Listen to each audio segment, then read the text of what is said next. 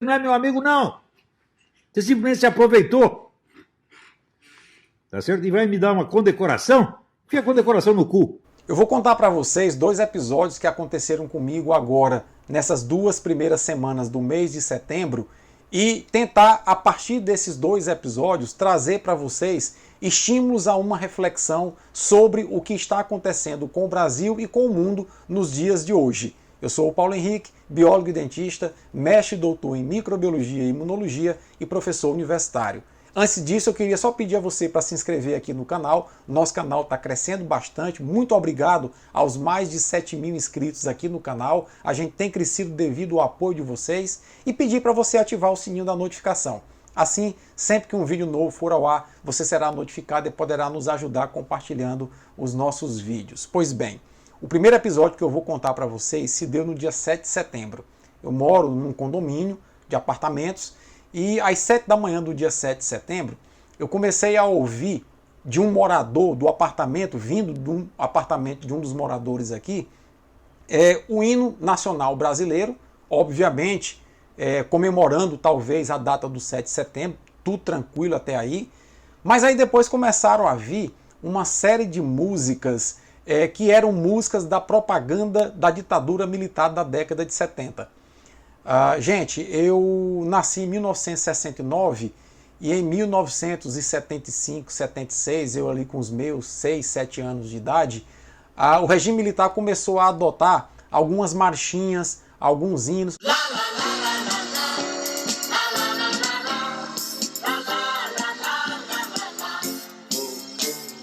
O Brasil, gente pra frente, construindo esta nação. Com trabalho permanente, com firmeza e coração. E um passo gigante, levo o meu Brasil avante. Vamos todos cantar a uma só voz. O Brasil é feito por nós.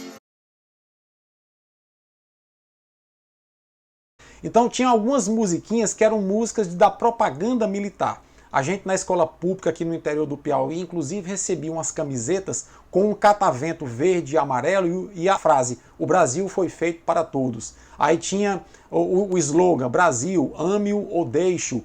Então, esse morador começou, depois do hino nacional, a repetir esses hinos e essas marchinhas da época da ditadura militar, e aquilo me soou um pouco estranho, né? Só que o repertório de música foi se ampliando e foi se repetindo, e já era aí por volta das 10 da manhã, e aquilo já estava martelando na cabeça da gente, né? Foi aí que a minha esposa, que faz parte de um grupo de WhatsApp de moradores aqui do condomínio, já irritada com a história, colocou uma mensagem no WhatsApp dizendo o seguinte: gente, se vocês não sabem que a apologia ao regime militar é crime previsto em lei, passem a saber disso. Né? E aí pararam de tocar a música.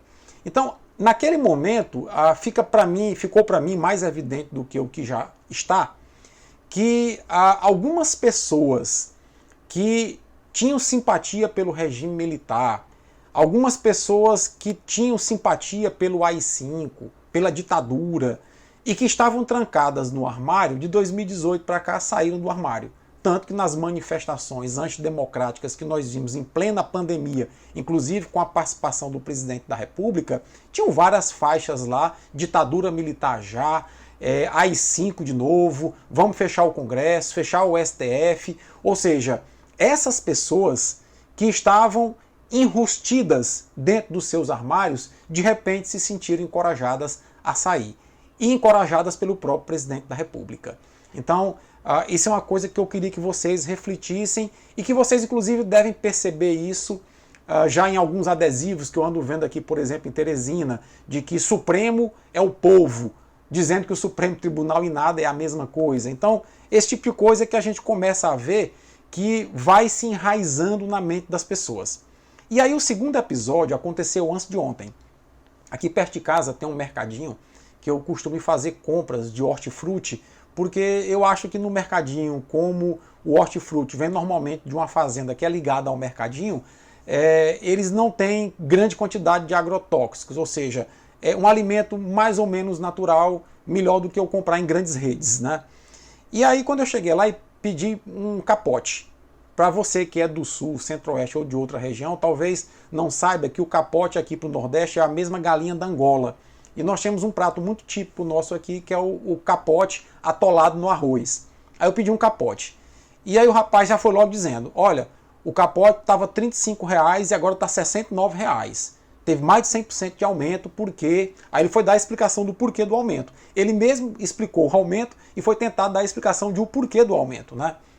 Bom, e ele foi dizer o seguinte, que o milho que alimenta o capote sofreu uma grande alta.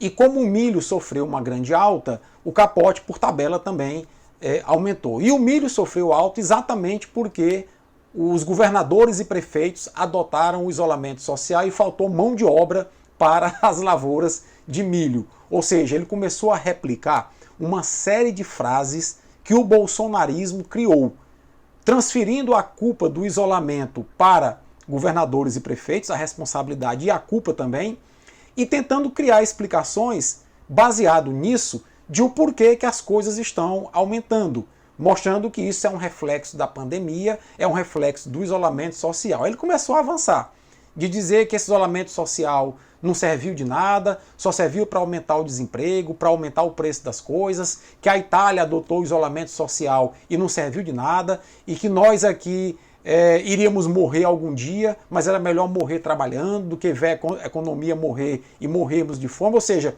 começou a replicar uma série de frases do bolsonarismo, do olavismo.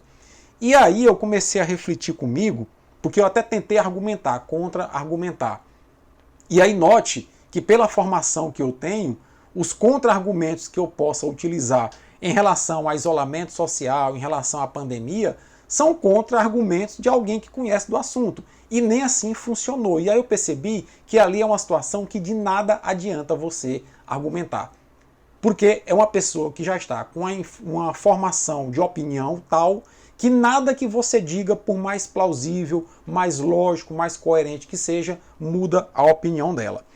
E aí eu comecei a perceber o seguinte, que o bolso-olavismo, ele se enraizou num certo segmento da população, talvez por uma linguagem mais chula, uma linguagem mais simples e uma linguagem de melhor compreensão. Quando eu às vezes vejo colegas meus acadêmicos da universidade que têm um pensamento progressista, ou seja, o pensamento de esquerda, que está tão demonizado por essa turma da direita, manter o seu nível de argumentação elevado, eu começo a compreender que esse nível de argumentação acadêmico sobre as mazelas que o Brasil está enfrentando não são de compreensão fácil para o grosso da população. Quando a gente compreende que 32% do brasileiro ou é analfabeto ou tem apenas um ensino fundamental incompleto. E você utiliza uma argumentação muito técnica no nível acadêmico para tentar explicar as mazelas às quais nós estamos sujeitos. Enquanto isso, o Olavo de Carvalho manda o Bolsonaro pegar a medalha e enfiar lá no monossílabo dele, numa linguagem que a população entende. Enquanto isso, o Bolsonaro fala a linguagem que o povo compreende e começa a inverter o jogo.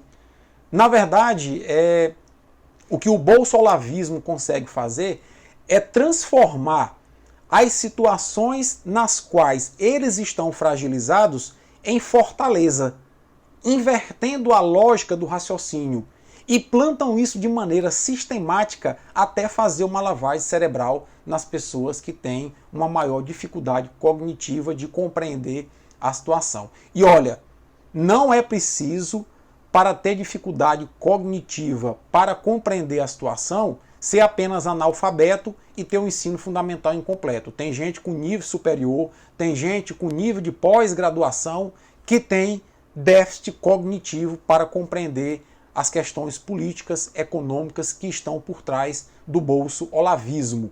É incrível como essa política, essa prática do bolso-olavismo teve 57 milhões de votos no Brasil.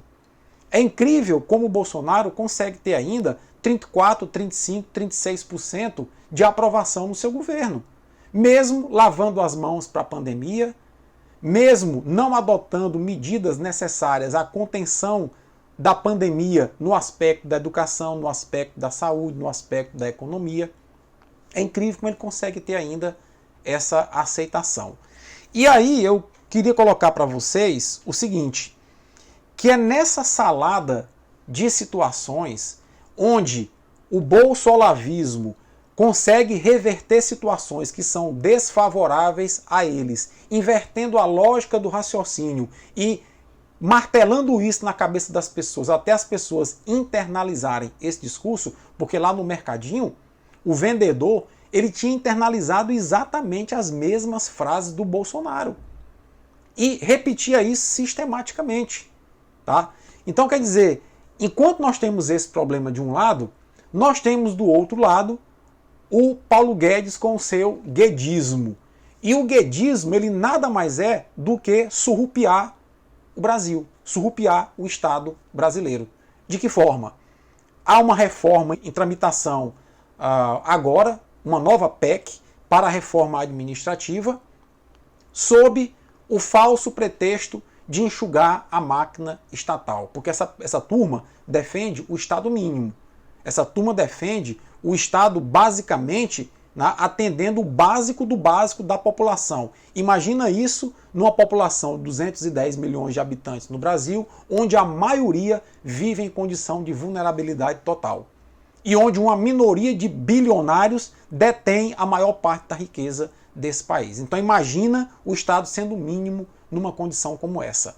Tá? E foi exatamente esse Estado mínimo que teve que mudar sua concepção na pandemia, porque se não fosse o Estado no mundo inteiro apoiando as pessoas com auxílio emergencial e apoiando as pequenas empresas, nós estaríamos numa situação muito pior do que o que estamos hoje. Então, uma das estratégias do Paulo Guedes com essa reforma administrativa que blindou militares, blindou os políticos e blindou o judiciário.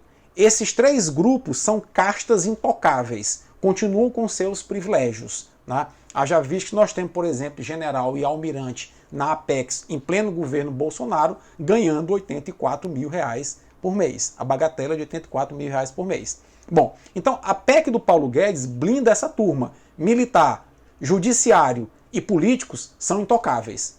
O grosso da população é que vai ser afetado por essa PEC. E aí a estratégia qual é? Embutir um jabuti. Qual é o jabuti? O jabuti é permitir que o presidente da República, por decreto, extinga órgãos da União, órgãos do Estado. E aí o Paulo Guedes, que já explora fundos de pensão e ficou bilionário explorando os aposentados e pensionistas do Brasil, inclusive é investigado por fraude na administração de fundos de pensão, já botou um tentáculo na educação. Eu queria lembrar a vocês que o ministro da balbúrdia, o Weintraub, anunciou o Futurice 48 horas antes de uma empresa chamada Afya, idealizada pelo Paulo Guedes, lançar na bolsa Nasdaq as suas ações. Ou seja, eles combinaram que o ministro da Educação aqui lançasse um programa que sinalizava para a privatização da gestão das universidades brasileiras para criar um burburinho no mercado financeiro e 48 horas depois lançaram as ações na Bolsa de Nova York, Nasdaq, de uma empresa chamada Afya, que ele, Paulo Guedes, idealizou no primeiro mês que ele assumiu o Ministério da Economia em janeiro de 2019.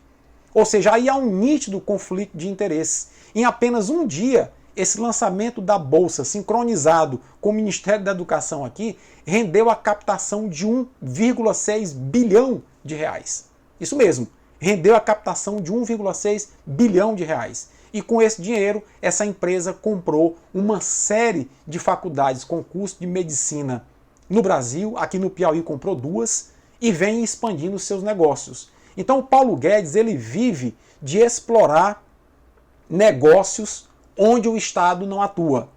E nesse sentido, se ele tiver uma carta na manga, que é a possibilidade do presidente da República, por decreto, extinguir órgãos, ele vai as ações que esses órgãos públicos executam, ele vai transferir para a iniciativa privada, para que ele e os seus aliados consigam explorar o povo brasileiro, consiga explorar aquilo que o serviço público brasileiro deveria ofertar constitucionalmente de forma gratuita para a população. Ele vai explorar isso com os seus aliados e ficar cada vez mais rico. E como ele mesmo disse um belo dia, qualquer coisa ele pega o avião dele e vai embora para os Estados Unidos gastar os seus bilhões.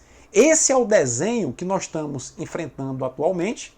Esse é o desenho que eu percebo que nós do campo progressista não estamos conseguindo perceber as nuances para contra-atacar no ponto certo, e nós estamos ainda meio tateando e meio sem saber como agir. Enquanto isso, o bolsonarismo e o guedismo estão se espalhando e se enraizando na mente das pessoas, desde as pessoas mais simples até as pessoas mais esclarecidas do ponto de vista educacional, e a gente está tateando e observando o Brasil ser entregue ao grande capital, e isso vai fazer com que o fosso da desigualdade nesse país se aprofunde cada vez mais, porque não tenho a menor dúvida, o Paulo Guedes não tem o menor interesse em reduzir as desigualdades nesse país, não tem o menor interesse em combater as históricas desigualdades que afligem a nossa população. O único interesse do Paulo Guedes, enquanto ministro da Economia, é fazer um desenho, implementar um desenho da economia tal que favoreça a ele próprio e aos seus grupos de apoiadores, que estão de olho como abutres na carcaça que vai sobrar do Estado brasileiro. E aí eu estive antes de ontem vendo uma entrevista do Ciro Gomes no canal CNN, onde ele dizia exatamente isso.